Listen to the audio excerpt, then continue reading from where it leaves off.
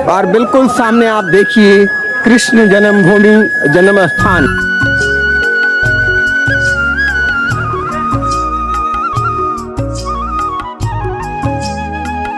ऐसा भक्त कृष्ण को प्रिय है जिसके अंदर कपट की भावना नहीं हो।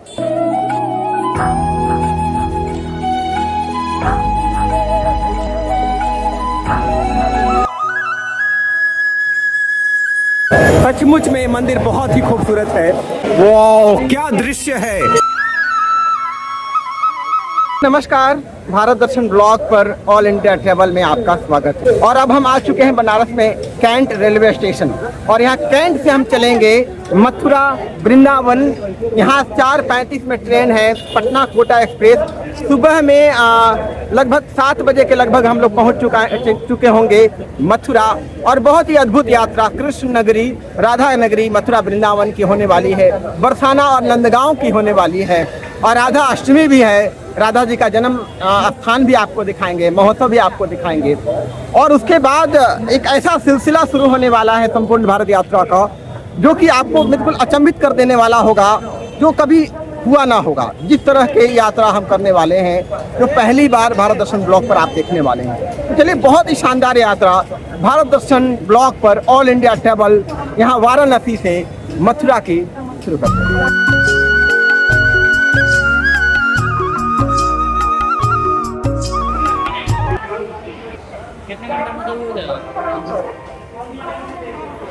और 6 नंबर पर आ रही है पटना कोटा एक्सप्रेस।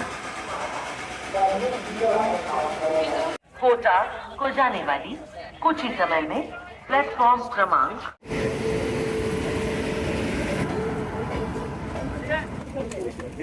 बहुत ज़्यादा भीड़ है पटना कोटा एक्सप्रेस में आज। दोस्तों, फाइनली हमारी वाराणसी कैंट से पटना कोटा एक्सप्रेस से मथुरा के लिए यात्रा शुरू हो चुकी है।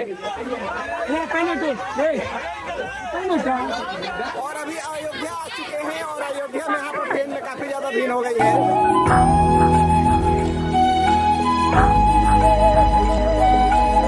तो अभी आप देख रहे हैं हमारी भारत यात्रा के ट्रेलर है। अभी पूरी पिक्चर बाकी है। और भारत यात्रा में कितनी तकलीफें होंगी, यात्रा में कितने पड़ाव होंगे, पड़ावों में कितनी मुश्किलें आएंगी, शायद आपको उसका अंदाजा नहीं है। चलिए, अब सुबह मिलते हैं मथुरा में मॉर्निंग में 7 बजे।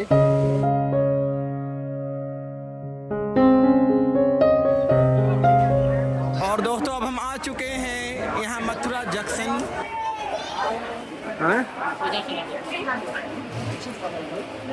दोस्तों, फाइनली हम पहुंच चुके हैं बनारस से यहाँ मथुरा जंक्शन। और मथुरा जंक्शन से हम चलेंगे कृष्ण जन्मभूमि, उसके बाद वृंदावन की यात्रा होगी।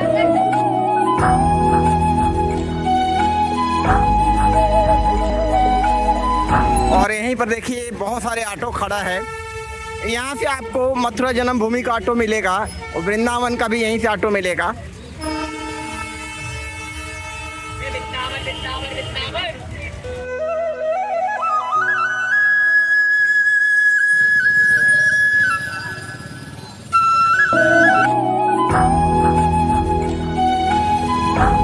जय श्री कृष्णा, राधे राधे। आखिरकार हम पहुंच चुके हैं कृष्ण की नगरी मथुरा में। तो बहुत अद्भुत यात्रा आज होने वाली है कृष्ण की। कृष्ण भक्ति क्या होती है, कृष्ण का प्रेम क्या होता है, सही मायने में कौन कृष्ण का सच्चा भक्त है, आज की यात्रा में हम आपको बताएंगे। तो बहुत अद्भुत, बहुत दुर्लभ यात्रा हमारी पूरे भारतवर्ष की हो रही है। तो आप हर वीडियो को देखिएगा, लाइक कमेंट जरूर कीजिएगा। और मेन गेट से जैसे प्रवेश करेंगे, थोड़ा सा आगे बढ़ने पर राइट साइड में गेस्ट हाउस देख रहे हैं। यहाँ पर आप रह सकते हैं। ये जन्म स्थान का ही गेस्ट हाउस है। यहाँ पर 11 बजे के बाद भोजन भी मिलता है, रात में भी भोजन, काफ़ी अच्छा भोजन यहाँ पर मिलता है। और मथुरा का पेड़ा तो काफ़ी फेमस होता है, ब्रज का पेड़ा। कैसे पेड़ा है? 300 रुपये किलो। तो यहाँ पर आप मथुरा में आने के बाद जन्म स्थान के आसपास खरीदारी भी कर सकते हैं। और 150 रुपये में आपको राधा कृष्ण वाला टी शर्ट मिलेगा। और मूर्ति 100 रुपया से लेकर 20,000 तक की मूर्ति यहाँ पर आपको पीतल की बनी हुई मिलेगी। और यहाँ पर स्पेशल इडली डोसा का भी लुत्फ उठा सकते हैं। अब गर्मा गर्म इडली डोसा।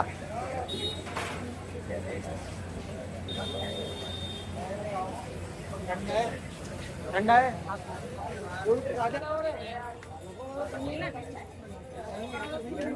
और बिल्कुल सामने आप देखिए कृष्ण जन्मभूमि जन्म स्थान, और यही मेन एंट्री गेट है।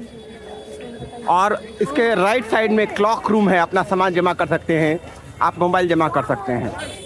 और 2 पहरेदार जो अक्सर कारागार में होता है, तो एक कारागार में ही कृष्ण का जन्म हुआ था, वहीं पर जन्मभूमि जन्म स्थान है।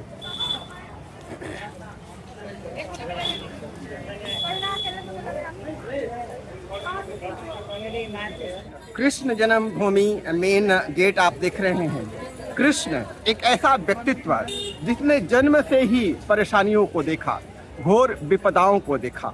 जिसका जन्म ही जेल में हुआ हो, उससे बड़ा दुख और क्या हो सकता है। और जन्म लेने के पश्चात भी दुखों का पहाड़ उस पर टूट पड़ा। उसके 7 भाई बहन को कंस ने मार दिया था, इकलौता कृष्ण बचा था और किसी तरह जान बची। लेकिन घबराया नहीं, क्योंकि उसे पता था कि मैं क्यों इस धरती पर आया हूँ, मेरा लक्ष्य क्या है। मानव मात्र के दुखों को नष्ट करना, धर्म का सच्चा रहस्य बताना, सत्य का ज्ञान प्रसारित करना, जिसे आप भगवत गीता में पढ़ते हैं, उसे उसका मार्ग बताने के लिए, सत्य का मार्ग बताने के लिए कृष्ण इस धरती पर आए थे। तो परेशानियों से घबराना नहीं, कष्टों से घबराना नहीं, ये आपको कृष्ण से सीखना है। भगवान श्री कृष्ण से ये बात सीखनी है कि जीवन में चाहे जितनी भी मुसीबत आए, कष्ट आए, आपको एक बड़ा लक्ष्य लेकर के चलना है। जीवन में बड़ा लक्ष्य, और उस लक्ष्य के लिए काम करना है। और वो लक्ष्य क्या है कि हम धर्मवान कैसे बने, हम सत्य का जीवन कैसे जिए, हम अपने चित्त को निर्मल कैसे करें। क्योंकि कृष्ण यही चाहता है। कृष्ण कैसा भक्त चाहता है, कैसा भक्त उसे प्रिय है। ऐसा भक्त कृष्ण को प्रिय है जिसके अंदर कपट की भावना नहीं हो, जिसके अंदर छल नहीं हो, जिसके अंदर द्वेष की भावना नहीं हो, जिसके अंदर ईर्ष्या नहीं हो, जिसके अंदर अहंकार नहीं हो। जिसके अंदर अहंकार है वो भक्ति कैसे कर सकता है। जिसके अंदर वासना की भावना ना हो, वासना से मुक्त हो, सभी बुराइयों से, मन की बुराइयों से मुक्त हो, वैसा भक्त कृष्ण को प्रिय है। और कृष्ण को दिखावा बिल्कुल पसंद नहीं है। अगर आपको भक्ति के मार्ग पर चलना है, आप भक्त बनना चाहते हैं, तो आपको दिखावा से बचना होगा। क्योंकि कृष्ण जो है, भगवान जो है, वो हमारी भावना को देखता है, हमारी भावना की शुद्धि को देखता है, हमारी मन की शुद्धि को देखता है, हमारे जीवन के में कर्मों की शुद्धि को देखता है, हमारे दिखावा को नहीं देखता है। भगवान हमारे अहंकार से मुक्त हमें चाहता है। जब तक हम अहम मुक्त नहीं होंगे, तब तक हम कृष्ण के भक्त नहीं बन सकते। तो आपको अहंकार से मुक्त होना है, आपको दिखावा से मुक्त होना है, आपको छल कपट से मुक्त होना है, तब सही मायने में आप कृष्ण के भक्त हो सकते हैं।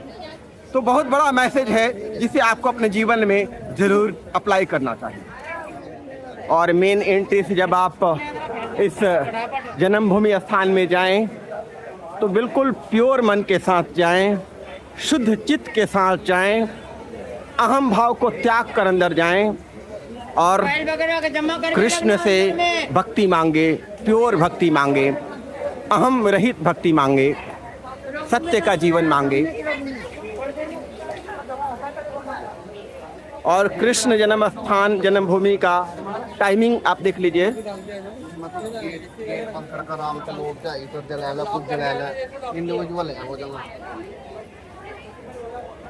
और जन्मभूमि से राइट साइड में क्लॉक रूम, मात्र 10 रुपया में आप सारा सामान यहाँ पर रख सकते हैं। और क्लॉक रूम के बगल में लेडीज जेंट्स के लिए शौचालय बिल्कुल निःशुल्क है। और जन्मभूमि के लेफ्ट साइड में लेडीज के लिए क्लॉक रूम है और लेडीज के लिए एंट्री यहीं से होती है।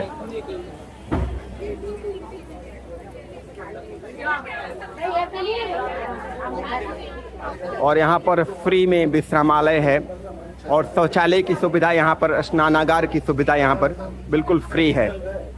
कृष्ण जन्मभूमि स्थान दिखाने के बाद अब हम द्वारकाधीश मंदिर चलेंगे और कंस का किला आपको दिखाएंगे। कृष्ण जन्म स्थान मेन गेट से आप वृंदावन की तरफ 200 कदम आगे बढ़ेंगे, गोल चक्कर से आगे, और यहाँ से बिल्कुल सीधे जो है द्वारकाधीश मंदिर जाने का रास्ता है। और आपको रास्ते में मिलेगा शुद्ध शाकाहारी वेज पुलाव।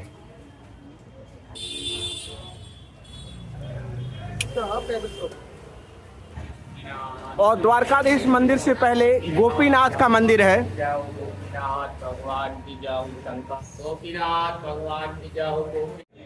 चलिए गोपीनाथ मंदिर के अंदर प्रवेश करते हैं।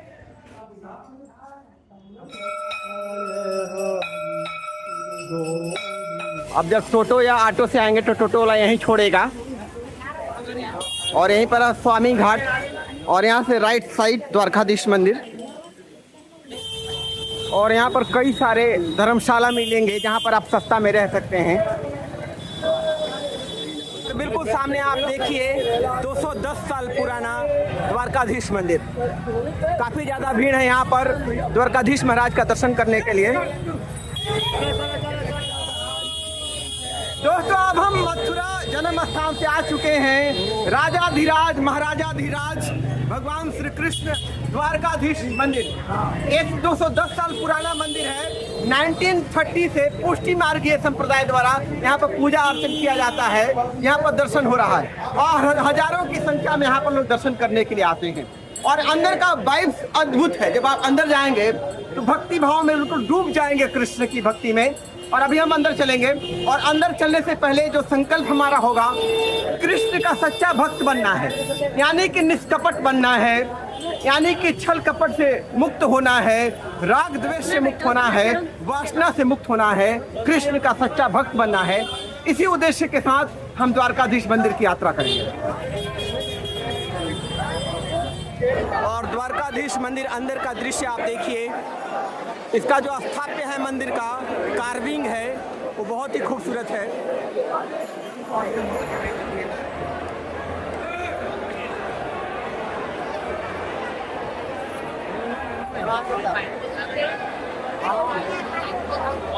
शालिग्राम जी महाराज का दर्शन कीजिए।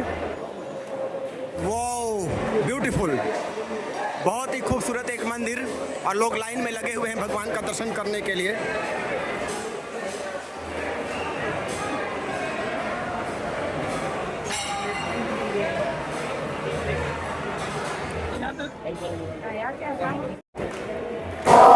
क्या दृश्य है भक्ति भाव का, कृष्ण भक्ति का, राधा भक्ति का।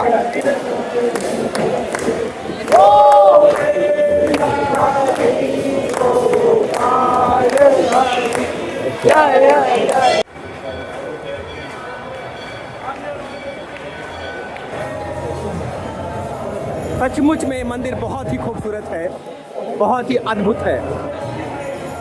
क्योंकि राजाधिराज महाराजाधिराज कृष्ण का मंदिर जो है ठहरा तो अद्भुत तो होगा ही, सुंदर तो होगा ही। और यहीं द्वारकाधीश मंदिर से थोड़ा सा आगे बढ़ेंगे, मेन जो घाट है विश्राम घाट, वो जाने का रास्ता है। मारुति नंदन हनुमान जी।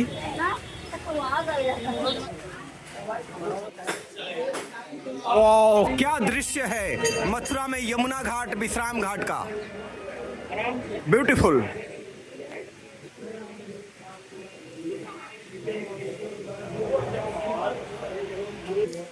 और यहाँ पर यमुना महारानी का दर्शन कीजिए।